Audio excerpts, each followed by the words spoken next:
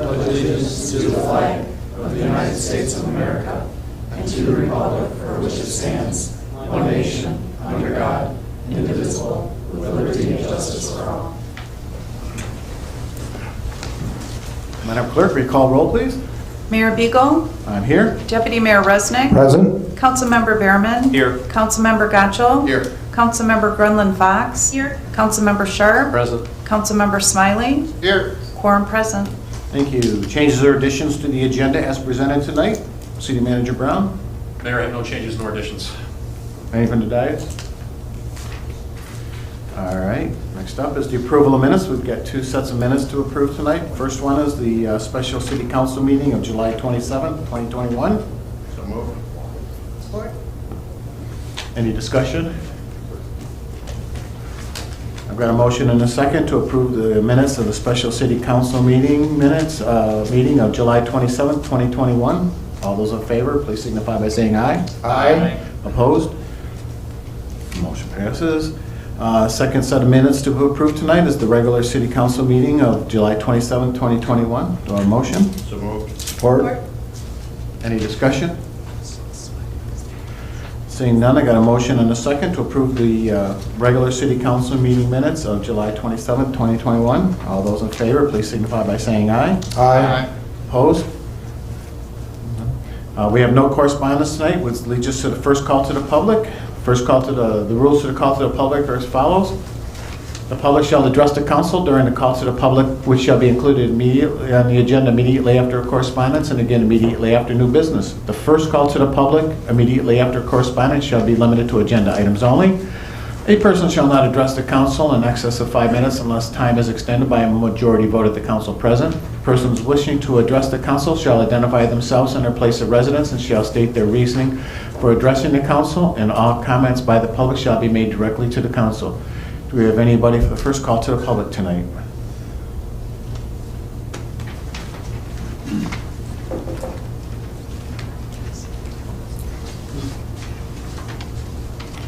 Good evening. My name is Nicholas Pagnolo. My address is 3066 Bennington Drive here in Wixom. I just wanted to voice my support for the social district agenda that will be coming up in new business. I think it sounds like a really great idea, and I think that it would certainly help some of the issues that my family has run into when it comes to frequenting some of the businesses that are downtown in the area. We oftentimes want to, as a family, go to a place like Drafting Table or somewhere else and grab a beer from there, but it's hard with a large family to do that, especially with young kids. You don't necessarily want to be taking up space there and have the kids just be stuck there while we enjoy our beers from there. But if we had the opportunity to buy something from there, maybe grab a pizza from Alex's, find a place in Sibley Square Park to lay down a picnic blanket, and just be able to frequent multiple places in one go without having to make that decision whether to forego being able to get a beverage or not, that'd be great. Similarly, I'm not necessarily sure if this is included as part of the proposal, but the Thursday night events that we have in the park, we have the beer tent that's out there. It's not something that I feel is necessarily readily available for people who are there with their families. They're sequestered in an area, kind of have to make that decision. It'd be a lot easier to make that decision if the social district was more all-encompassing at the downtown area. So I just, again, want to make my support for that. Make sure that the common areas down here in the village center are included in whatever district it's set, as well as Drafting Table on the west. I want to make sure that that's included as part of it as well. Thank you. Thank you. Anybody else for the first call to the public?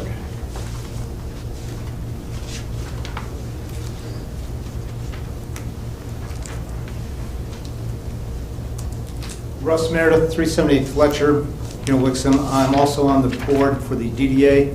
I just want to thank and second the comments you just heard. We truly believe that a social district will be something which will improve the experience for downtown visitors in the evening. This is something that's done very well in other cities in the area and in the state, throughout the state and in the county. And we think it'll bring people downtown, let them have a nice night out with their friends in a comfortable and enjoyable manner, and allow people like our last speaker to not have to make a decision whether or not to go with kids, to just say, okay, let's go down to the park and sit. So thank you very much. We just would very much like for you to support this. Thank you.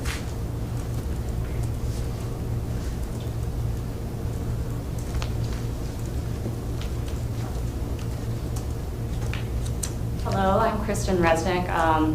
One, I'm a resident, 305 Independence. Two, I'm a business owner of Drafting Table. And then three, I'm on the DDA board. And I want to express my support for the social district. One, being a resident, there's only so many places that we can go and mix them. So to have a variety, to support the restaurants and bars, but go to have a different ambiance is really appealing. I've also been to several different social districts in the state, one in Muskegon, and we were actually just there this weekend.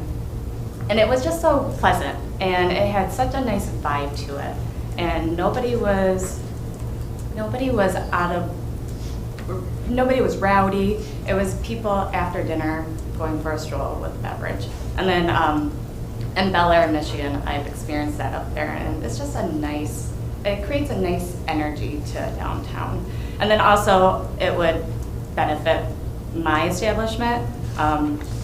With COVID, we really cracked down on okay, we're gonna try to make sure everybody's safe. And we still don't have all of our tables back just because we want to spread people out, and we've really embraced the outdoor dining, and people really enjoy it. And so the social district, I think, will only enhance that and get more people out to enjoy our downtown. So I thank you for considering my words, and I hope you support it. Thank you.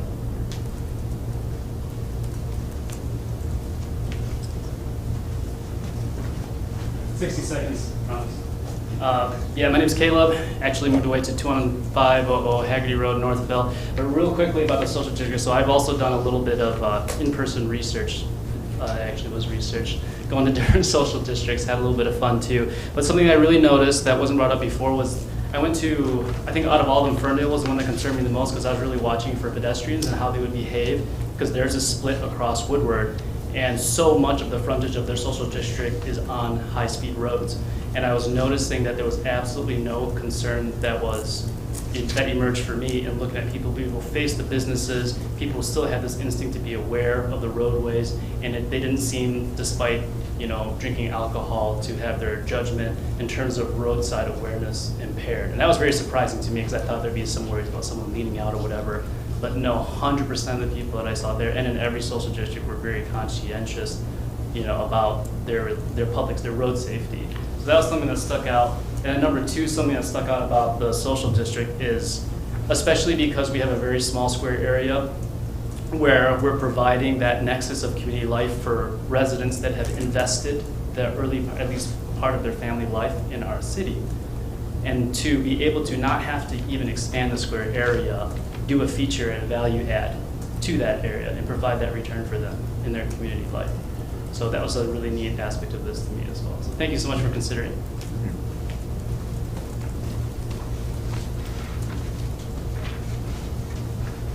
Anybody else for the first call to the public? Seeing none, I'll close the first call to the public and move on to city manager's report. The first report we have tonight is the fire report for June 2021. Any questions? Deputy Mayor Resnick? No.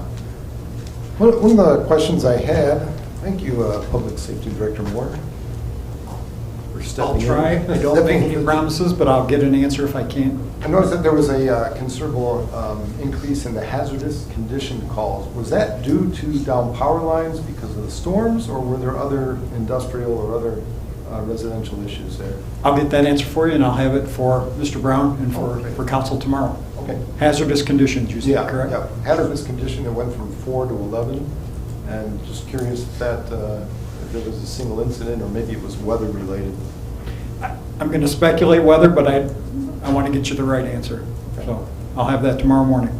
Thank you. You're welcome. Any other questions? All right, and then the second report is the police report of June 2021. Any questions? Come on, that's the one I could answer. All right, thanks. Seeing none, we'll move on to the consent agenda. All items listed under the consent agenda are considered routine by the City Council and will be enacted by one motion. There will be no separate discussion of these items unless a council member so requests, in which event the items will be removed from the consent agenda and added to the regular agenda at the end of unfinished or new business. Motion? So moved. So moved. Okay, got a motion and a support to approve the consent agenda. All those in favor, please signify by saying aye. Aye. Opposed? Motion carries. We have no unfinished business tonight. We'll move on to new business number 1, which is a recommendation to approve the designation of Stephen Brown and Anna Kulis Rosenthal to the 2021 Municipal Employees Retirement System Officer Delegate and Alternate, and that a delegate certification from listing their names, as well as the names of employee delegate Cheryl Lucas and alternate Velma Mazie, be forwarded to the Municipal Employees Retirement System for the 2021 annual meeting. Do I have a motion? Move to approve. Support? City Manager Brown?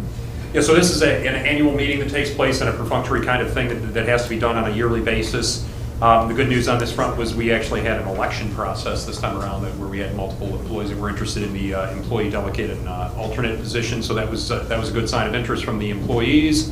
And the two people that were named the delegate and the alternate were the two highest vote getters, and then myself and my administrative secretary position are historically the delegate and alternate for the officer delegate for the city.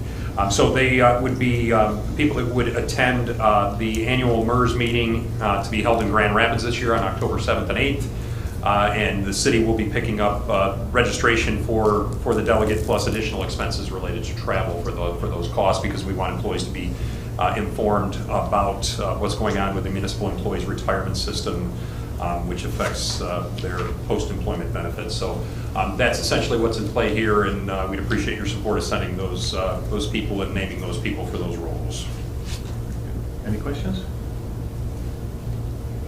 All right, we have no questions. Seeing none, we have a motion and a support to approve the recommendation to approve the designation of Stephen Brown and Anna Kulis Rosenthal as the 2021 Municipal Employees Retirement System Officer Delegate and Alternate, and that a delegate certification from listing their names, as well as the names of employee delegate Cheryl Lucas and alternate Velma Mazie, to be forwarded to the Municipal Employees Retirement System for the 2021 annual meeting. All those in favor, please signify by saying aye. Aye. Opposed? Motion carries. New business number 2 is a recommendation to waive the competitive bid price and authorize a 3-year lease agreement with Snefkamp Chrysler Dodge Jeep Ram of Redford Township, Michigan, for 2 replacement vehicles for use by the police detectives for a total not to exceed $7,200 annually from City Car Lease Agreement account number 101-301-956.376. Do I have a motion? So moved. Support. And also with us tonight is a city resident who is also our main report with Smith Camp, Derek Hewlett. So, Public Safety Director. Good evening, Mayor and members of council. This item before you is a budgeted item. The adopted budget was, when I was trying to estimate what this adopted budget should be for this particular account, I estimated $9,000. As you can see from the report you have before you, the projected expense is $7,200. And the reason for that is the incredible deal that we are anticipated to get from Snefkamp Chrysler Dodge Jeep Ram of Redford Township. And as you indicated, Mr. Mayor, our primary contact at that dealership is a Wixom resident, and he has told us that for the 2 vehicles that I would like to get to lease for our detectives, it's going to be $300 per month per vehicle.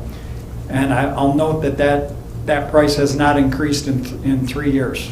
Our last lease agreement, which went from 2018 to present, was also $300 a month.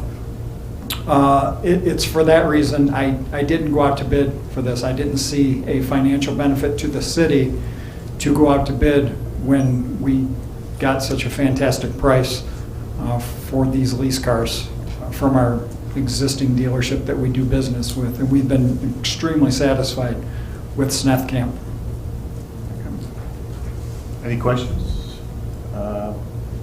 Councilmember Berman, and then we'll go Deputy Mayor. Not necessarily a question, but just reading the letter from Camp. It's obvious that they've gone out of their way to work for us, and I appreciate that, and I'll support this. Thank you, Mr. Berman. Deputy Mayor? Yeah, I support it as well. Just one question. Is there any upfitting required for these, light bars or sirens or anything? No, we make no, As is. we make no adjustments or any alterations to the vehicle because of the lease. If the detectives need a radio, they just carry a handheld radio with them. All right, super, thanks. Councilmember Smiley? Thank you, Mr. Mayor. So it's Derek Hewlett, is a Wixon resident? Yes, Mr. Smiley, yes. Tell him thank you. You can tell him he's here. Oh. You can tell him. He's right here. Thank you. You're welcome. My wife works for Chrysler, so appreciate that too. I don't have to recuse myself of that, do I? Okay. Thank you, Chief. Thanks, Derek, for your hard work, and we appreciate you saving the city a few dollars here. With that, I've got a motion and a second to approve the recommendation to waive the competitive bid process and authorize a 3-year lease agreement with Smith Camp Chrysler Dodge Jeep Ram of Redford Township, Michigan, for 2 replacement vehicles for use by police detectives for a total not to exceed $7,200 annually from the city car lease agreement account number 101-301-956.376. All those in favor, please signify by saying aye. Aye. Opposed? Motion carries. Thank you very much. You're welcome. New business number 3 is a recommendation to adopt a resolution establishing a social district in downtown Wixom for consideration by the Michigan Liquor Control Commission pursuant to Public Act 124 of 2020 and approve the district boundaries map and management and maintenance plan. Do I have a motion? So moved. Support. Deputy Mayor? I'd ask the council to be recused from the discussion and the vote as I hold I'm part of the liquor license with one of the establishments within the district. Very good. Thank you. Someone to come get me? Maybe. As far as you know. Yeah.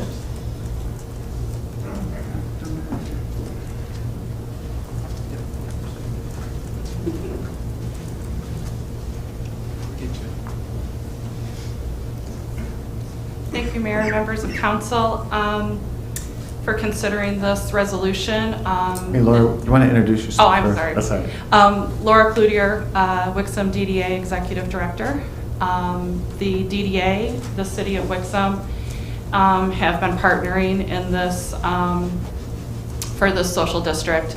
We feel that it is a very good asset to our downtown, not only for our residents, but the surrounding communities, to encourage people to come enjoy our downtown, see it a little bit differently than they might see it currently. We also feel that this is a very good economic development tool. In other communities, businesses have been lured to their downtowns because they have the social district. That is an added bonus to gain more restaurants and bars and those establishments. Case in point, in downtown Farmington, they had an existing establishment that was going to close its doors because of the COVID-19 pandemic. Once they created the social district and found out that their participating businesses have tripled their sales, they opened up and they're successful. So that was one business that was saved because of a social district. And I feel that can happen here as well with many of our businesses. I think it would be a measure to encourage building for the East Retail and beyond for the downtown. So if you have any questions, please let me know. So what this basically will be was each establishment will have glasses with their logo on it and then a sticker on it, and it's like one 16-ounce glass per person, Yes. correct? So in the management and maintenance plan, it maps out for you that each participating establishment, we need 2 licensed establishments within our district. We only need 1 to commit to participate. We do have 3 that have committed, Drafting Table, Alex's, and Valari. I am in discussion with Wixom Station and Wixom Bar. Wixom Station, I think, is right there. very intrigued by this process. And Wixom Bar, we're still working on that one. So, yeah, it's not like they can get a six-pack and go. Right, no, it's one drink, a 16-ounce drink in a social district cup. Yeah, so I think. We would have the social district logo, which we wanted to pay homage to the railroad history of Wixom. So we are calling the Wixom Social District the Junction. And I believe we provided you with some examples of the logo in there. So that logo would be on the cup and along with the establishment's logo. Each establishment will have to acquire their own social district license and through the state, along with us applying as well. So with them just being like the one cup limit and stuff like that, I think we can kind of rule out the fact that people are gonna be overserved, or if you want to Yes, call it that. as Kristen pointed out earlier, she's visited many social districts. I have visited a few as well to do some research and some fun research. But this is looked at as a privilege in the communities, and especially in the times that we're living in. This is not a drunken stupor down the street. People are not staggering down the street. They're not bar hopping. It's very leisurely. People wait for a table. They get a cup to go, wait for their table, do some window shopping, or meet up with friends after work and, get a pizza and, go to one of the common areas. Yeah, no, I agree with you that this is an opportunity where we can help these businesses enhance our downtown area, and it's another tool in our toolbox for economic development down the road. Absolutely. I'll open it up for questions. Councilmember Grillen Fox? What is the cost, if you know, for the license that they have to get through the state? It's $300, and the DDA discussed this morning in their meeting to reimburse the establishments for that cost if they agree to participate right away. If we only have drafting table, Alex's and Valari, Wixom Station and Wixom Bar can join later. We would have to come back to you with another resolution to present to the state to add them. Okay. Do you have any idea why the two establishments that haven't confirmed are kind of holding out? Honestly, I think Wixom Bar just doesn't understand the concept. And I think for Wixom Station, it's the lack of employees. They just want to make sure that they're able to keep up with what they have in-house, patrons in-house, and if this will bring more business to them, they want to make sure that they have bar staff.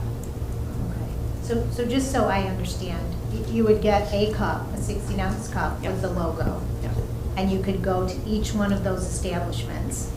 You can purchase from the participating establishments, but you cannot take your beer from drafting table and go to Alex's and walk into Alex's. Okay, so I'd have to get a different cup. Yes. At every establishment. Yes. So you could consume however many. You could, yes, in theory, yes, you could consume multiple drinks, but you could also do that sitting at a table at a restaurant as well, right? So. And it requires two logos, the logo of the establishment on the cup as well as the logo of the district, right? So you have to have both on the cup so that you know, A, it's a social district drink, and B, And it's from the Wixom Station or from Valari, whoever the participating business might be. That way you can't take that drink into another participating establishment. You're not allowed to do that. It's basically just for drinking in the common areas or taken back to the original business that you bought it. Okay. And the cups cannot be reused either, so you have to purchase a new cup each time. Okay. And when you talk about the common areas, can you explain to me what that all consists of? Because it wasn't clear. Yeah, so in your packet, I believe we provided you with the map. And we proposed the common areas in yellow on the map. Many communities include their parks. We felt, including Sibley Park, we know that residents and visitors come with a cooler and are drinking in Sibley Park. And this would just entice them to buy their beverages from our businesses and take it to Sibley Park for the concerts versus bringing their own. It's important to have these common areas to create destination spots. Our design committee on the DDA has been discussing furnishings and ways we can outfit some of these common areas. And it's all connected, as you see, by the boundaries, within the boundaries of the social district. So it includes the sidewalks between the larger areas as well as the larger areas that are included, right? So you can take it from one destination to another along the public sidewalks, and then you can take it to those other areas that are in yellow. So it basically encompasses the whole downtown? Yes, yes. Because we only have 5 establishments here that can participate, and they're spread out. So we had no way other than to encompass the entire downtown. Okay, I think that's all we have for right now. Thank you. Councilmember Berman? Thank you. Well, actually, last Friday, I usually go to drafting table, but my wife and I decided to do something different. We went to downtown Northville to check out their social district, and they had a bunch of booths. They shut down a section of their street, which is unique, and then they had booths or huts outside of all the bars where they had a bartender literally outside pouring beer or making mixed drinks for people who were in the social district. All of their cups, the cups were for the restaurant itself, but then they had a social district sticker they put on the cup. Yes. So I don't know if that kind of helps you for description of how they were doing it. Do we have any restaurants that were looking to do anything outside like that, or would everyone have to go inside to get a drink? We've not discussed that possibility. Right now, it's set up for people to go inside and then leave the premises. Because we got a drink from one place outside, and then we walked across the street to a different restaurant to put our name on the list to wait, and then you were able just to get your drink outside. I think Northville's unique in that fact that they can close down their street, and unfortunately, with Pontiac Trail and how busy it is and it being a county road, we can't do that, unfortunately. No. As nice as that would be to slow down traffic, I did inquire about that last summer, but the county said no. And then my second question was, which you alluded to, for concerts, like when people do bring their own cooler, is that going to jeopardize the liquor license of the establishments serving in a confined area when people are bringing their own alcohol into that area? No, actually what it really does is it eliminates people bringing. So if there's a social district, people are not supposed to be bringing their own. So it's all about the education of informing the community and our businesses how the social district runs, and to say, hey, you're going to have to buy. So is that going to be an issue for our regulars that come to our concerts that have been bringing drinks for years, and then all of a sudden there's a police officer standing out there turning them away? I don't know how that's going to work. Right. I mean, we haven't discussed that with prohibited activity already. Right. It's not legal already, right? So I guess we're just trying to make something legal that is already being done. Just curious how that will work out. And I think there's going to be a learning curve, and there may be, a few stumbles, and it's the communities that I've been to, the officials in those communities said it's all about the education. It's not only the businesses educating their employees on how this runs, but it's us as a municipality working together to educate the community on how this runs as well. Yeah. Well, I look forward to it. Thank you. Councilmember Smiley? Thank you, Mr. Mayor. Thank you, Ms. Cloutier. Mm-hmm. A few things. When I first, saw this, my reaction was, hey, whatever businesses need to get them the hand up, help them out. I know how tough it is, and if this helps, my goodness, do it. But a few things that were important to me having to do with it was, number one, having Chief Morris sign off on this, and he is, and that's great. Something else I was concerned about was just the control over the size of this district, the shape, because I got a few questions about that. But basically, as long as we can tweak it and adjust it, based on what happens, how it looks, feedback, I'm very comfortable with kind of, okay, try this one out. And just so you know what I'm talking about, it's really just about the fountain area. I was a little worried about just the optics of having some people sitting out around the fountain during, one of our, a concert events. There's a lot of kids hanging out there, and there's folks sitting there drinking a beer. I'm not sure that's anything wrong with that. I was thinking, how will that look? But I'm good with just let's try it out and see how that goes. At any point in time that, at any point in time that we feel, the city feels, council feels that this is not working, we come to you. You guys can vote to pull the plug, just like that. Sure. With the resolution. I imagine you will want it pulled or tweaked if it's not doing what you want it to do anyway. Or we can also alter the size of it. So if it right, that's what I mean by that control. Yep. As long as we can tweak the shape and size, as we see fit, without having any long process with the state or what have you. That's good. We can do it quickly. Also, I don't see the overserve as an issue, like you said. I mean, same rules apply, and same, as to how much you can, be drinking. And just, I think this be a boon for the concerts. I think that's going to be great for them. And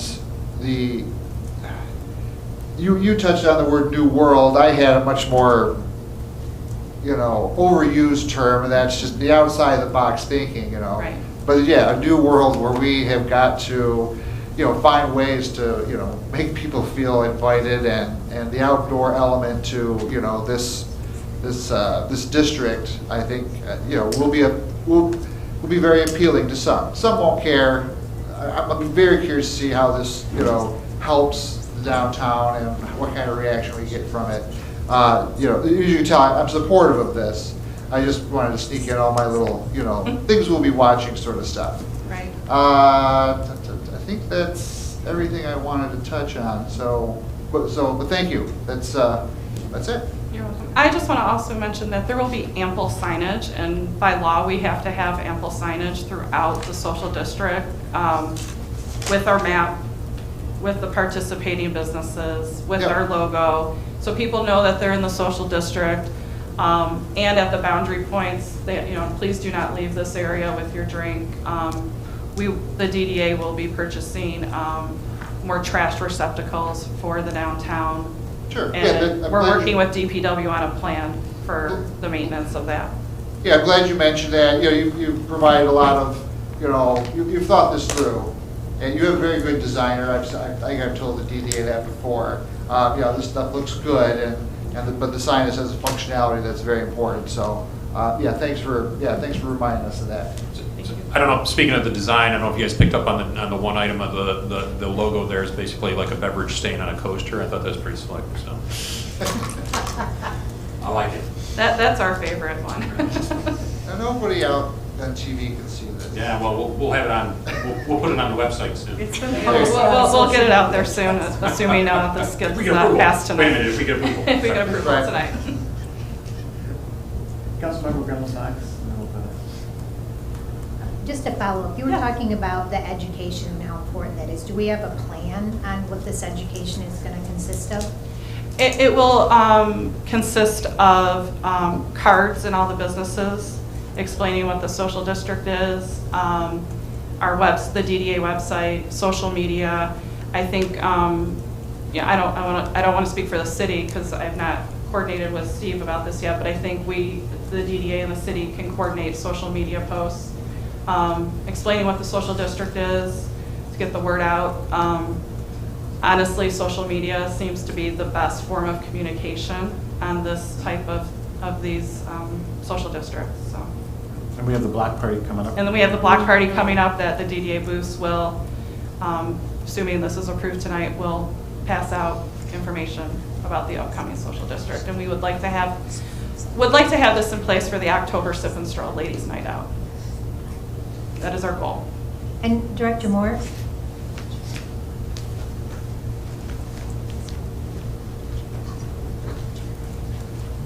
Hi. So you have absolutely no reservation or issue whatsoever with this? No concerns?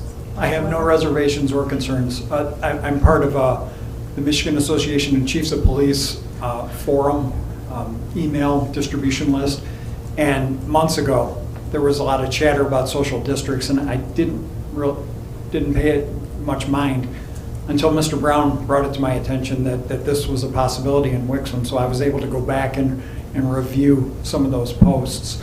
Any of my colleagues that have this in their community, they have seen no problems from a law enforcement perspective. Now, is the plan to have then more police officers patrolling that area, that social district area, or do you have a plan for that? Or? I really don't have a plan for that, above and beyond what the regular patrol is. I guess the benefit of having our social district right here in the downtown, so close to the police station, is our north car, which is assigned north of Pontiac Trail, will be observing the social district. The south car, which will also be observing the social district, as will the circle car and the supervisory car. So other than regular patrol and just the central location of the social district, I don't have a patrol plan for this. Okay, thank you. You're welcome. Councilmember Sharp? Thank you, Mayor. Three things. First of all, it feels a little bit like the state parks. When you go to the state parks and there's a big sign out front that says no alcoholic beverages allowed, and everybody, me excluded of course, has alcoholic beverages in the state park playground. I feel like it's a little bit of a method to provide that enforcement tool that law enforcement might need. Is there anything to that the boundaries are set up so that if there is a problem, you can say, hey, this is the boundary, versus somebody walking outside in the absence of this whole thing, say the Sibley Park concerts where I hear the words alcohol prohibited, and yet we all know that for years that's not officially permitted, but there's very limited enforcement of that rule. So the boundaries, I mean, they're drawn out very strange. I want to get to that in a minute, but is that just kind of a guideline, or is it, any feel for that, Director Moore, on how somebody walks behind Wixom Station and is finishing their beer while having a cigarette back there or something? Is that, it just... I wasn't a part of the planning process to lay out the boundaries. However, about 3 weeks ago, we had a meeting with Ms. Cloutier, Mr. Sigma, Mr. Brown, and I, and Mr. Benson, and I was very supportive of the strategic manner in which the boundaries were laid out. I'm not exactly sure I understand your question. Yeah, I'm not exactly sure I had a question there. I was just kind of trying to think about Sibley Park specifically, because I really enjoy the concerts on Thursday nights, and I don't know if it works for me to have to walk down the drafting table to get a 16-ounce cup of beer and walk back. That's a long walk. So, I can go to Alex. No, Alex. Alex is on there. There you go. We need to get the other three, because we can't come back in here. I mean, do we really want to come back in here every time that a new business? Shouldn't we try to get all 5 of them on board for the $300 before we even approach the state with this? Anyway, that's a whole different question. I mean, that is our hope, that all 5 businesses participate, so we do not have to come back and amend those businesses into the social district. Okay. So the next question was about the boundaries themselves, and I had a conversation with Councilmember Gottschall, so I don't want to steal your thunder.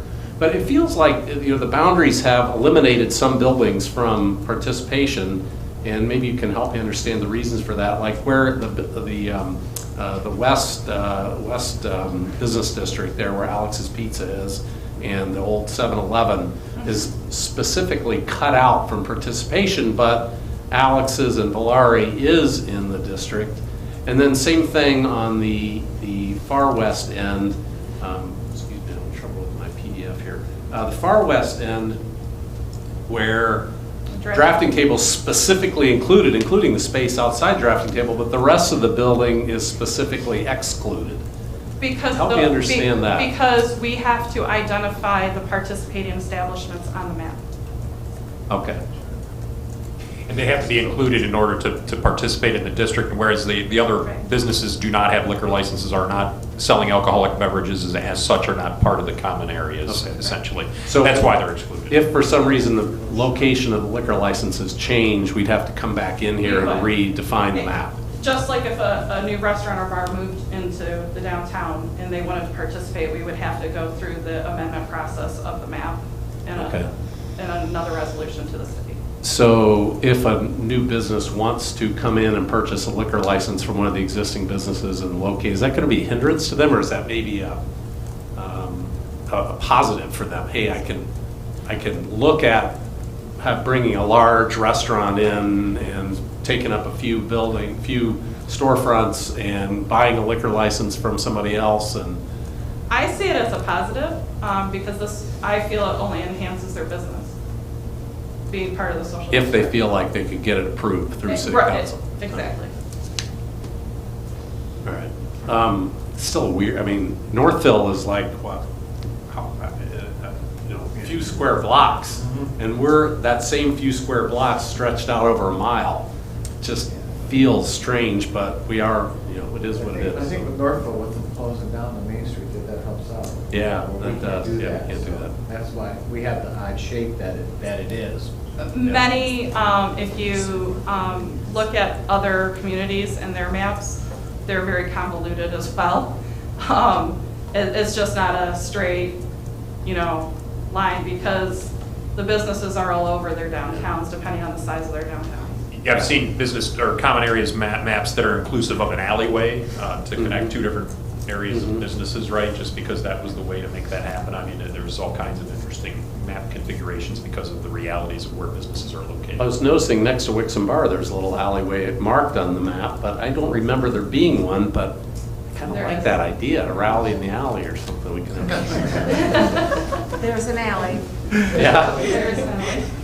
Last question, Ms. Cloutier, thank you. How do we gauge success of this? I know we said, Councilmember Smiley made me think of that when you were saying, I look forward to hearing about the good news and the businesses being happy and saving businesses and all. Is there any thought on that? How do we gauge the success? I have been thinking about that. I don't have anything in place just of yet, but speaking with other communities and other DDAs, they check in, obviously, with their participating businesses and have a form that they fill out asking them not too many questions, but, has your business been up, or down, and by what percentage, and how many cups and stickers have you gone through, and all that kind of stuff. Okay. So those are things that I'm considering implementing. The DDA will be doing some active research into the success of the program. Yes, and we can always report back to council on that as well. That'd probably be a good idea, yeah. Okay, thank you. Councilmember Goncho. Thank you. I have a bunch of questions on this. But the statement you made about the map in response to Councilmember Sharp's question said that we have to draw or cut through buildings with the boundary line to identify businesses that are eligible right now. Is there some rule that precludes us from including the whole business? I mean, we can identify, like we have, they're blue right now, the eligible ones, but is there a state law or rule that says we can't just include the entire building? None that I know of, but I don't know of any social district maps that include the entire building. It's all just the participating businesses. Okay. I guess I'll preface the rest of this with, I'm probably going to be the lone wolf out here. I'm not in favor of this. As with many other things, I'm used to being the only person that thinks that way up here. But understanding that it's going to go probably get approved, I'd like to see it adjusted so it's practical. And so from a, I guess, real estate perspective, being my background, is I think the unintended consequence of including just one unit or 2 units from a building is that it inherently makes those more valuable to whoever the owner of that is or whoever the landlord is, and they can charge more for just those units potentially because they are eligible spaces according to this map. Whereas I think, yes, you mentioned that it might attract businesses, but it also requires that future city councils would approve adjusting the map. And if we have an interested business that wants to come into the city and whatever city council's here at that time decides, no, we don't like you, or no, we don't want to adjust it, that puts a premium on these other spaces that are already included. So my hesitancy with the current map is that we're not including whole buildings. That's why I asked if there's a rule that says. We have to list the established. Yep, and I think if holder. we can do that, where we're identifying them, but we're including the whole building, just from a real estate perspective, so we're not affecting particular units, I think that would be a good decision. I also think we should, if it does get approved, addressing East Retail right now too. That way that doesn't have to become a sticking point in the future. And having that space included, if there isn't a state law that says we can't include businesses or spaces that aren't currently approved. So that is something that came to mind looking at it with my background, looking at the boundary map. I do agree with some of the other comments here about the pond. I would prefer not to have the pond area included. I mean, just pulling in for the meeting tonight, there were about three families with small kids and an elderly person out reading. I don't think that mixes well with people carrying their drink down there necessarily. And then just a few practical standpoints. I thought I had read, how many cups can you buy per establishment? Oh, unlimited. Oh, if you're going into the establishment to purchase? How many per establishment are we allowed? Is there a limit? How many cups? No, there's no limit for the establishment to buy their cups, but we, as a DDA, we're going to provide the stickers. I don't mean like that. I mean as a consumer. You can only buy one. Buy one at a time. At a time, but how many can I buy overall? There's no limitation on that, just like it's all subject to the decision. That gets to the practical standpoint of things is, I know people have said it's no different than sitting in a restaurant and having a few drinks, but if someone wants, going worst case scenario, if someone wants to come abuse it, they can go get a ton of drinks at all these different establishments. They can go to the point where they're cut off at one place, go to the next place. There's nothing that prevents that from happening whatsoever in the rules. That is something I think that should be tightened up. And I don't even know how you would do it. That becomes an enforcement issue, which is somebody else's problem, and I have a few comments on enforcing it, but I don't see how you could reasonably cut someone off. I also don't think from an enforcement standpoint where someone doesn't go buy one qualifying beverage from one place, then they're going to the parking lot and refilling all night because beer out of your trunk is substantially cheaper than beer from a restaurant. So I think it's just, there are a ton of enforcement issues, and I know we're kind of talking about drive-by looks right now as patrol cars go elsewhere. My concern is if almost on certain days, especially concert days, are we going to ticket people that bring their own alcohol? I mean, I know you guys haven't discussed the plan. To me, this is there's a lot of things that need to get worked out. This is more of a let's table it discussion, work it out, and then move forward thing. So your question is, will we ticket people that bring their own alcohol? Yeah. If we find that it's becoming a problem, yes, we would have to, police administration would have to strategize how we're going to pull that off with not only with the existing people we have working the road, but also any additional staff we have on the Thursday night concert series. Yeah.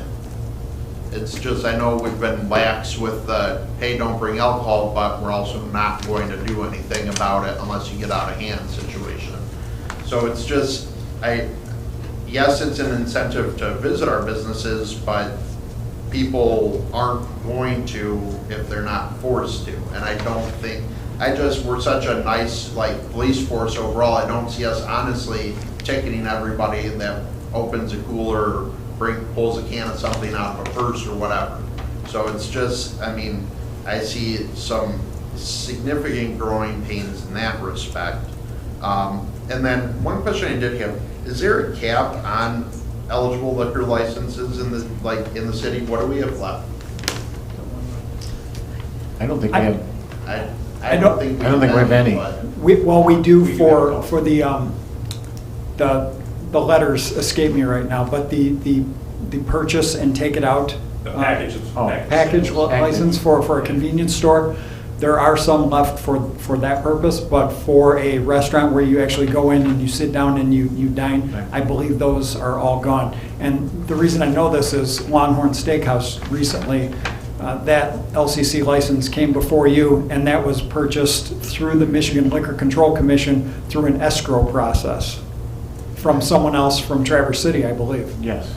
So there's not, anybody in the future that wants to come to the city would have to go through something similar. We don't have any more allotted to the city necessarily. That's correct. Okay, and that's what I thought. So it's just, we've kind of capped who we can have anyway, barring anybody else going through an escrow process. If someone moves into 7-Eleven and they can fit a restaurant in there, or East Retail, if that ever gets built, fingers crossed.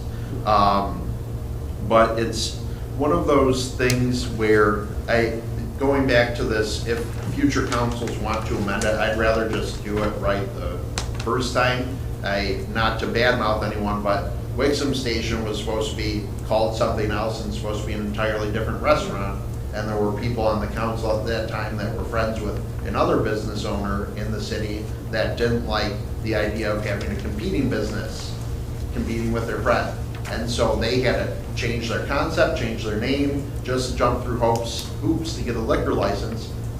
I wouldn't like for anyone to behave that way, but we've seen it in the past. And that's my concern about if we don't include all of the buildings or all of the spaces in the DDA, you might get that. We don't know who's gonna be up here in the future or how vindictive they'll be or anything like that. So that's that's an ongoing concern I have.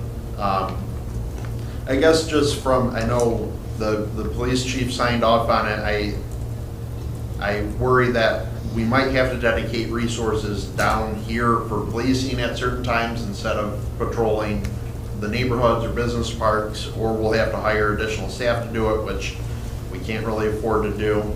I don't know that it's a good look for the city as well to have people walking down the street with alcohol while we have people with families out getting ice cream or what have you, but I don't have a family, I don't have to explain it to those kids. So that's up to everybody else to make their decisions. But for having said no to marijuana businesses in the city, it's odd that we'd be letting people carry open containers down the sidewalks.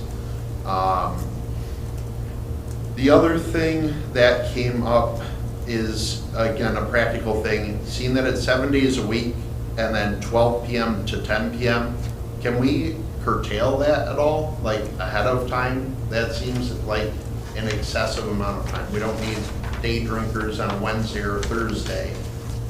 We heard anecdotally that it's weekends or dinner people and whatnot. Can we tighten that down to that time frame? Yeah, we started off with midnight and actually brought it back down to 10 o'clock in line with when businesses in the community are operating. So that was a restriction on that already. And interestingly, not that this is any kind of an answer to your question directly, but there are social district communities that are expanding their hours of operation to include morning hours. Mimosas being the attraction there. So we have kind of restricted it to a greater extent than some social districts. And all of your points, Councilman Goschel, are all potentially valid, and it depends on how other council members feel about it. But in the long run, I don't think we're going to get it perfect whenever we start it. There's going to be learning processes on this, and I think that what we proposed is what we would propose in terms of as a starting point. If there's a restriction that needs to be done on the hours later, which I doubt based on other experiences that we've solicited from other communities, we can always entertain that and come back and make a change to it. But not arguing against any of your points, but just a situation where we've tried to take best practices of other communities that are participating with social districts and using those as a guideline based on the fact that they have not reported negative experiences with it. So. Sure. And I can appreciate it. It just, a lot of this strikes me as like, I have these questions, other people might have other questions looking over it. This is almost like a first draft sort of a thing, even though it probably isn't just the first draft for everyone that's worked on it, but coming to us, that's kind of how it comes off to me. And then knowing that the cups are single use, they look like just plastic cups, is that right? Yes, they cannot be glass containers. Not glass. I understand that you don't want people breaking and stabbing people with them, but it's just like, I don't know, it's so incredibly wasteful from an environmental perspective. We've also looked at biodegradable cups and recycling bins that those cups can go into so that they would be recycled. Okay. Many communities are using biodegradable cups. And that's, I think, a route we should only entertain, not just straight plastic. And then, yeah, I mean, just overall, not a fad I think we should be jumping on. Looking at the list of other cities, they all have more established downtown areas. We're like 50% of the way we should be for a whole downtown area, I think. So it just seems like we're starting a little earlier. We're jumping the gun almost. So I'm going to make a motion to table this until other things get addressed at a future meeting. I'm not sure if there'll be a second or not. I'll second it for discussion purposes. Thank you. Okay, we got a motion and a second to table the resolution. Any discussion? Yes. Councilmember Berman? I'm not in support of tabling it. I'd like to see this go forward now so we can get moving on it. And in all of the points that were brought up, I think they're valid, but I also think they would be a good problem to have. If we have too many people downtown abusing the drinking, and we need to look into bringing more police officers in, and we need to look into tightening up the rules, that means our businesses are going to be doing well from this social district. It's going to be helping fill our vacancies we have. It's going to be helping possibly expand the East Retail. And I know our administration, our DDA can make changes if they need to make changes if this becomes a problem, but I don't envision it being a problem. And then comparing to Northville again, they had the little huts where you could go get a mixed drink, another one where you could get beer. You had one that was selling ice cream. You could get normal ice cream, or you could get ice cream that was infused. They had like a coffee stand. So I think that would be the only thing I would possibly state, that looking at the map, it didn't seem to include where that white tent is, and maybe a little bit more area there needs to be thought of, included in the map. So on concert nights, drafting table could have a tent down there and selling beer in the social district without them having to walk all the way down to drafting table. Can I make a comment on that? Yeah. Their social district license would only be good for their establishment of their building, not, they would have to get a special liquor use license for a tent. Maybe Northville's just doing it, expanding upon it slightly with their little huts. Yes, go ahead. Mr. Behrman, I believe any of these establishments that wanted to expand beyond normal business operations, i.e. the parking lot, are required to get a special permit. Well, much like with the drafting table with their Oktoberfest, they have to get a special LCC permit just for that event because they've expanded beyond the scope of the building into the parking lot. Understood. So I believe Northville, those establishments are probably doing that on a perhaps regular basis, Maybe. or maybe not. Regardless, I'm not in support of Dave Lemon. Councilmember Smiley? Thank you, Mr. Mayor. Well, first things first. Yeah, I'm not in support of tabling it. City Manager Brown, I think, put it succinctly with, whatever this first, and I know you guys put a lot of work into it, so I use the term draft loosely, this first presentation to us. Yeah, it might need some tweaking, and I think I made that really clear, and some of my questions was that, we have the control to very quickly tweak the dimensions of this map. And that was important, I think, to all of us, and that gives me the comfort to say, do it. So, just so that's clear, but just coming back to something else that, Councilman Gottschall was asking, and I think I understand it. I'm going to ask both of you, I guess, but it has to go with that, the including the whole building.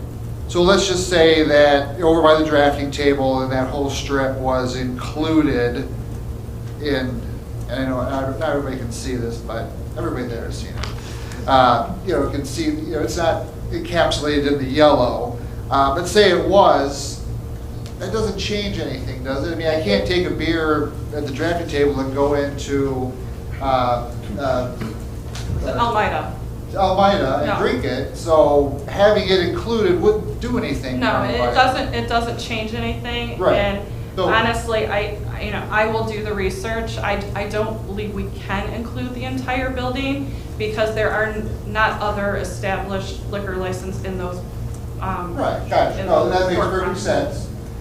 So I want to switch it back over to Councilman Gottschall. And do I understand what you were trying to describe correctly when you said you want the whole building included? Yeah, and I believe the answer then was that there weren't any rules that prevented us from doing it. I don't know if there are. Okay.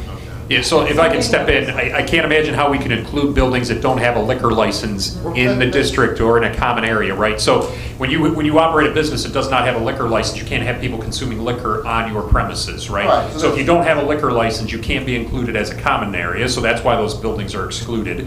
The buildings that are existing liquor license holders, you already can drink on premises there, right? So that's why they're allowed. But when you're in a situation where you're in a building that might have 5 tenants in it and only one of them has a liquor license, you can't include the other building components that don't have liquor licenses because they wouldn't be allowed to consume liquor on those premises regardless. So that's the problem. That's the sticking point to my knowledge. Yeah. But I understand where Councilmember Gottschall is coming from here, but I just don't think that you can include those businesses if they don't have a liquor license for the things that you've talked about and the further point that I'm trying to make, that you can't consume alcohol in a place that doesn't have a liquor license. So you can't include them in a common area. They can't be included as a business entity there. So. right, so there's nothing exclusatory about these borders. This is the borders that Right. that connect all of the businesses that do have liquor license and pull in some park areas and things, and it makes perfect sense. And Laura also mentioned, I think it was Laura that mentioned, I apologize if I got it wrong, but if you can't take it into another business anyway, right? So if you can't sell the liquor, you can't sell the alcoholic beverage, you can't be included in the district, right? Because you can't sell it, so people can't consume it at your place of business anyway. And then other people from other businesses that have purchased it elsewhere can't bring it in, so they can't be included in the district. I think they're excluded by definition, roughly speaking. Okay, Yeah. thank you, Greg. And if a restaurant or an empty vacant building right now sees that this social district is working and they want to either add a liquor license, we can amend the area, so it's not. I think that was Councilmember Behrman who mentioned that would be a good problem to have. Right? Yeah. Councilmember Grillen Fox? Thank you. With regard to the hours, I know you had said, or someone had said about coming down for dinner and being able to have a cocktail and put your name on a list or what have you. So as far as the hours being, what was it, noon? Noon. What was the rationale for having it so early in the day? Just to give people the opportunity, to have more flexibility with the hours and enjoy our downtown. And if they want to come down for lunch and have a drink, or versus dinner on a nice summer day or in the middle of winter or what have you, we were trying to make it as flexible as possible for the community. Okay. And then you had mentioned the businesses are going to have biodegradable, or you're just looking into that? We are researching the cost of the biodegradable cups. I'm sure there'll be more. Yes, there'll definitely be more. That's something we've discussed with our design committee as well. So we're getting quotes on that so we can provide those to the businesses. We hope to have one central business that they can go through to order their cups from. Okay, because I would be in favor, I wouldn't be in favor of just plastic unless you had recyclable containers everywhere, which then how is that going to look too? Right. Right. And then, so I'm not really crazy about the concept, to be honest. I guess I'm gonna look to Director Moore and just put my faith in you that you and the officers will monitor and or enforce if there's an issue. I'd hate to see a problem come from this, but If I had observed from my colleagues that they were having problems in their communities, I would not, I would have objections to this. But I will tell you that anything the council approves and anything the direction you want to go with the city, we will police it. I assure you, we will police it.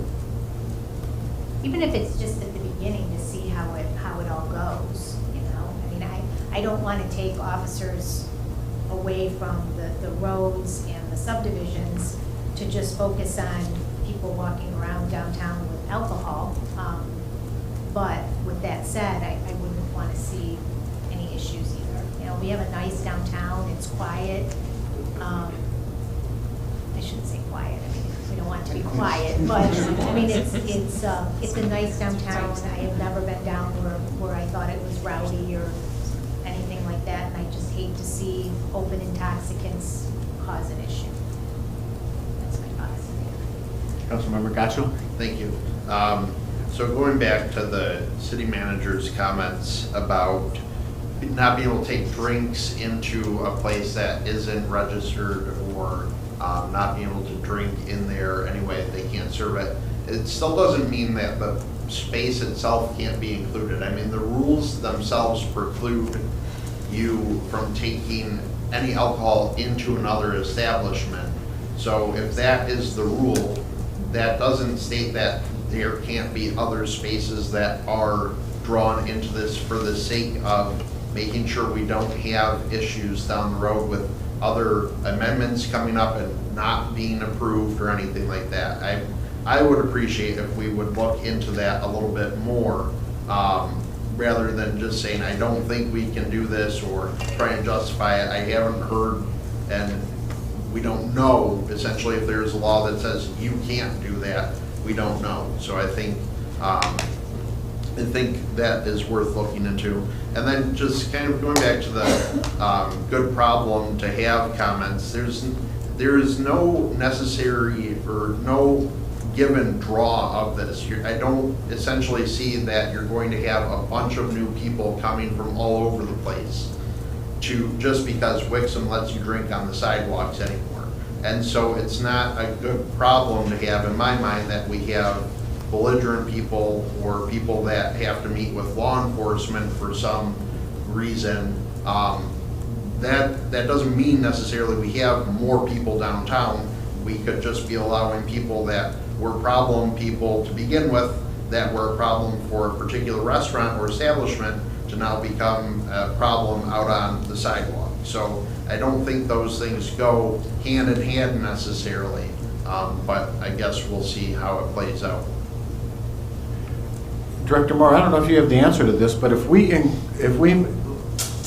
not picking on the drafting table or the buildings over there, but if we include the whole building, since that's the social district, what would keep somebody from buying a beer at the drafting table and sitting in Elmira with their beer, because that's part of the social district, correct? So technically, they could take that beer into there because that is the social district, correct? But then they would run afoul of the Michigan Liquor Control Commission for consuming an alcoholic beverage in a facility that did not have a liquor license. But it's part of the social district. And you're not allowed to bring it into another building, so no. Okay, okay. I have to believe that when the research is done on this, that we're gonna find that businesses without a liquor license cannot be part of the social district, because I'm gonna put my faith in the state of Michigan and say that the LCC would not. There's your first mistake. Would not pass legislation that would conflict with each other. Yeah.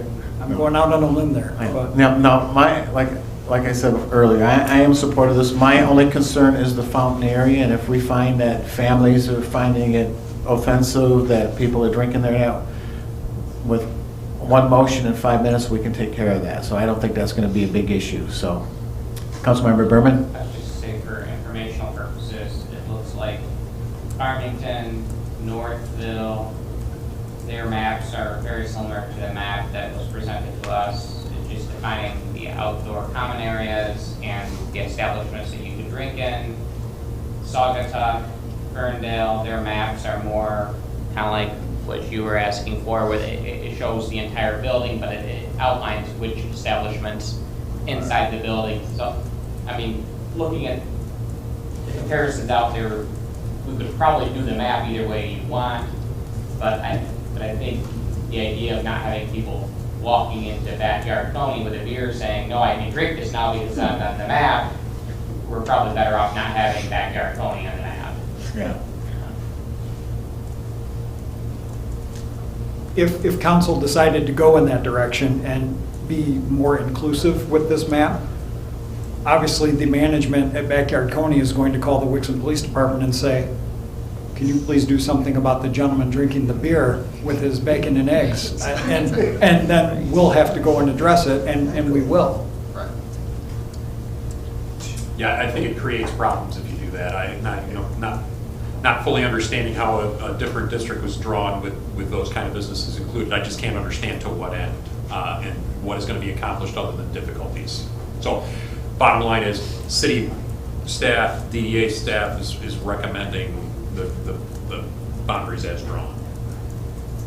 That's all I can say. Councilmember Sharp. Thank you, Mr. Mayor. I guess regarding the motion to table this, we're voting on just the lines that have been presented to us tonight. If we don't table it, we vote. We're just voting on the lines in the outline. And I respect the work that DDA has done, and that's the job we've entrusted them to do. And is it perfect? I don't know, but I don't think any of us know individually if it's perfect or not until we try. So I guess I don't support tabling it, and I would like to move forward with the lines as drawn. Thank you. Councilmember Gacho. Thank you. I think, I guess to rebut including other businesses, I guess the mentality is then that people are just kind of morons and they don't know that they can't take alcohol into a business that doesn't serve alcohol. Again, we talked about education. That's pretty commonplace. We don't have any BYOB places anyway, like others in big cities do in other places. So I have a little bit more faith in people than thinking someone's gonna try and drink in Almeida or Backyard Coney and cause an issue and make an argument. It's just more of a practical standpoint, because literally the way this is drawn now is if you go out the north door of Drafting Table and walk down to get your pizza from Judd's Pizza, you're in violation. That sidewalk isn't included. The south one is. Judd's doesn't serve on the south side. That's part of their kitchen. That's what I'm talking, practical standpoint. You can't walk from drafting table with a cup of beer to get your pizza. You're in violation. And all I can say to rebut that is if the pizzeria in question had a liquor license, you wouldn't be able to walk in there either. And if they were in the district, you wouldn't be allowed to walk in there either. But I'm saying, no, again, I'm not assuming everyone's a moron and is gonna walk into Jets with a cup full of beer. But right now, the whole point of this, as we have talked about and heard about, is ambiance. People can walk between places, walk down the sidewalk, grab a cup of beer, grab a pizza, go sit out wherever. Literally, you can't accomplish that right now. You can't even walk on the sidewalk. I'm not even saying walk into Jets. They're gonna put it out on their picnic table outside for you because we're in the middle of COVID. You can't do it right now. You have to leave your beer at drafting table because that isn't in the red lines. That sidewalk is not included. They just go get their pizza ahead of time before they get their beer. Yeah. I don't foresee that always happening that way. So, again, thank you. Any other questions? Okay. What do you want to table? Table the discussion until Okay. things are addressed. I've got a motion and a second to table the recommendation to adopt the resolution establishing a social district in downtown Wixom for consideration by the Michigan Liquor Control Commission pursuant to Public Act 124 of 2020 and approve the district boundary maps and management and maintenance plan. All those in favor, please signify by saying aye. Aye. Opposed? Nay. No. Councilmember Sharp? Nay. Councilmember Smiley? No. Mayor Beagle? No. Councilmember Behrman? No. Councilmember Gotchel? Yes. Councilmember Grunland Fox? Yes. 4 noes and 2 yes. Motion fails. And I have a motion and a second to approve the recommendation to adopt a resolution establishing a social district in downtown Wixom for consideration by the Michigan Liquor Control Commission pursuant to Public Act 124 of 2020 and approve the district boundary maps and management and maintenance plan. All those in favor, please signify by saying aye. Aye. Opposed? No. Councilmember Smiley? Yes. Mayor Beagle? Yes. Councilmember Behrman? Yes. Councilmember Gotchel? No. Councilmember Grunland Fox? Yes. Councilmember Sharp? Aye. 5 yes, 1 no. Thank you. Motion passes. You know, somebody go wake up Deputy Mayor Resnick. Thank you, Mr. Mayor and members of council. Here, thank you. Hey, Laura? Yes. Sorry. We have one more question. Can we? Can I do that? Can we do that? After the fact? Yeah. Okay. Well, I was just going to say, so if another business comes in, another restaurant, another bar, what have you, in one of the areas that's not designated as the district, would you have to then bring that to us? Yeah. To add? Yeah. So it would be your responsibility to do that? Yes. Okay, thank you.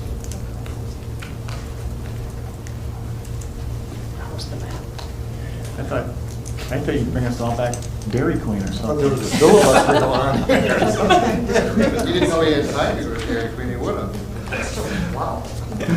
All right, brings us to the second call to the public, as that concludes the new business for tonight. The rules to the call to public in are as follows. The public shall address the council during the call to the public, which shall be included on the agenda immediately after correspondence, and again immediately after new business. The first call to the public immediately after correspondence shall be limited to agenda items only. A person shall not address the council in excess of 5 minutes unless time is extended by a majority vote of the council present. Persons wishing to address the council shall identify themselves and their place of residence and shall state their reason for addressing the council, and all comments by the public shall be made directly to the council. Do we have anybody for the second call to the public tonight? Whatever's on your mind. Come on up. Excuse my ripped jeans. Okay, thank you. Vanessa Willett, 1455 Cranberry Court, Wixom, Michigan. I'm also the DDA chair, and excuse my outfit this evening. I didn't think I was going to make it this evening, so thank you very much for the discussion. All the points that were brought up were valid, and I appreciate the discussion.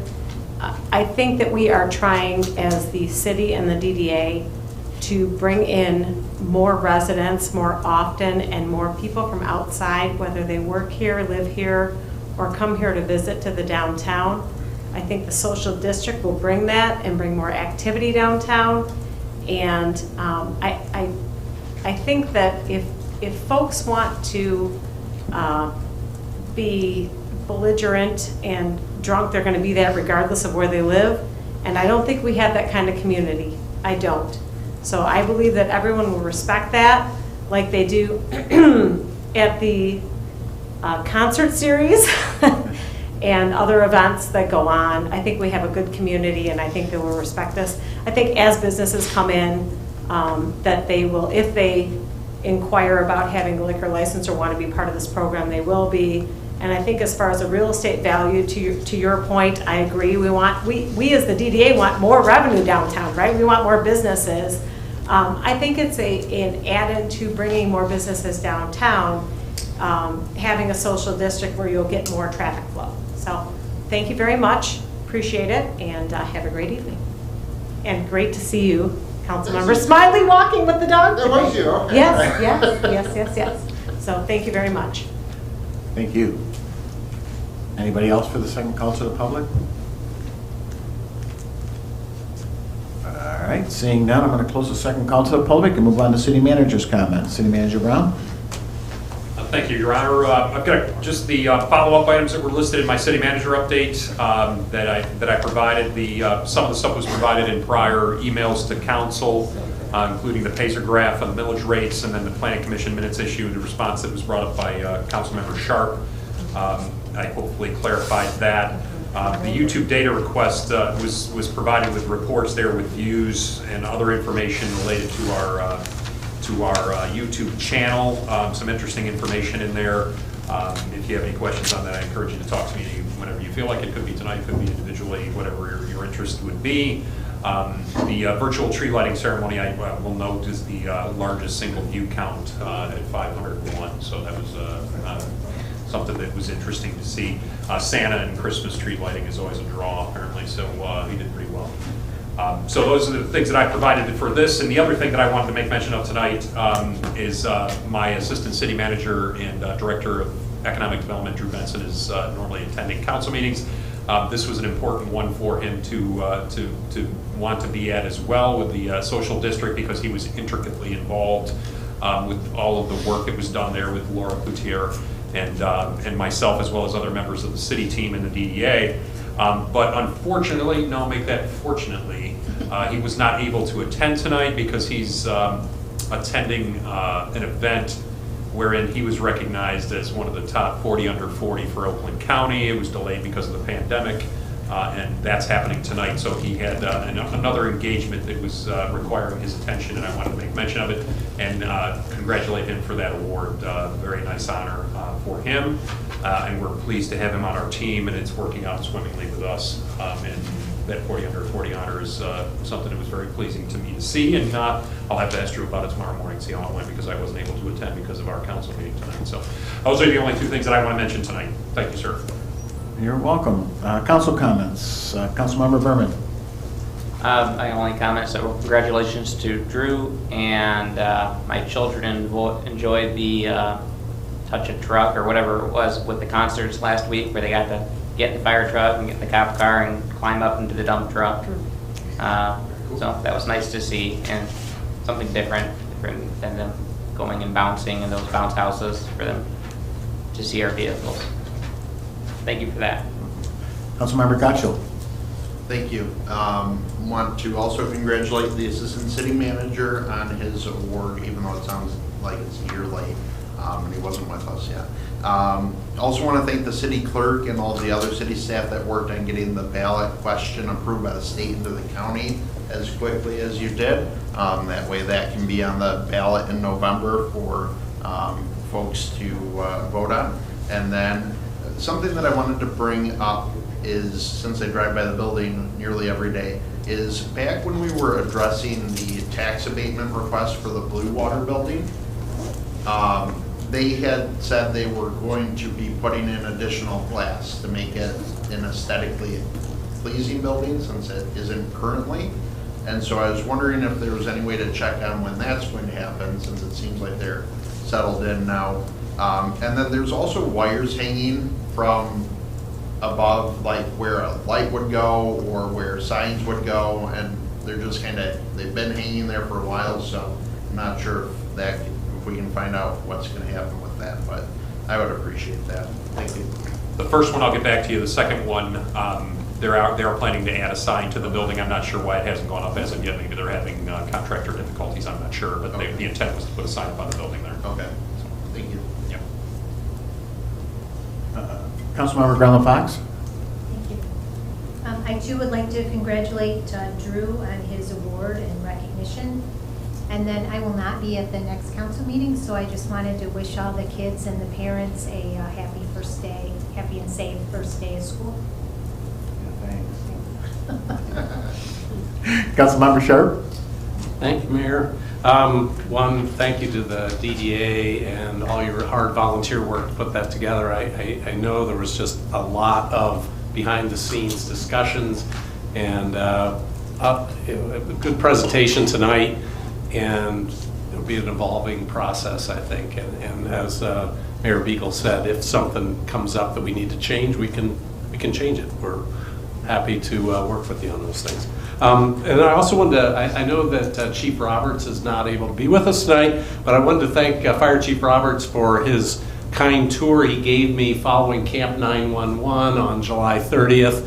He had 21 kids at the camp, and he took me through activities and also around the firehouse, and I got a better feel for all the things they're doing there and the things that council's recently approved, including the big storage shed and all the equipment that we have there is really really impressive. I think Wixom and the council and the taxpayers really are trying to support our public safety teams, and it's really evident there at the firehouse. So, and hopefully we'll get some of the other issues resolved in the future, and we'll keep moving forward. So thank you very much.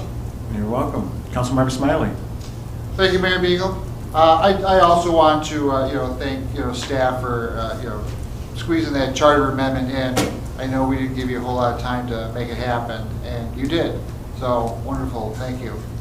I guess I'd like us to redo the whole, hey, good job, Drew, next meeting when he's here, so he could hear us all saying some great things. I mean, I could always say it in my comments, but maybe coming from you, Steve, his boss would be nicer. I will add it to the city manager update for next time around. I should have this time around, but I think it is a good idea to have it while he's here. I just want to make sure that I explained his absence because it was a good reason. With cake? Ooh, I like that thought. Yeah, we haven't done that in a long It's been time. a while, yeah. Then on a sadder note, I just want to, condolences on the passing of Connie Salvati, who was who served on our senior commission, who passed away last week. Thank you, sir. Deputy Mayor Resnick? Thank you, Mayor. Also want to pass my condolences on to the Salvati family on the passing of Connie. And thank you, Drew Benson, for a quick action on working to bring front and center something on our website that was kind of buried in there.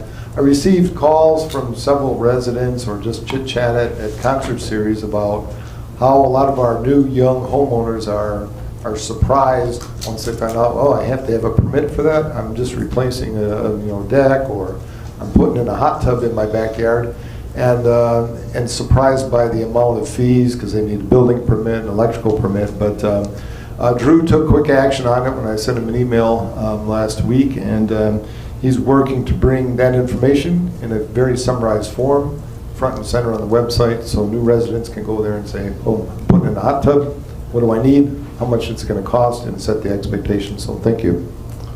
And that's all I have.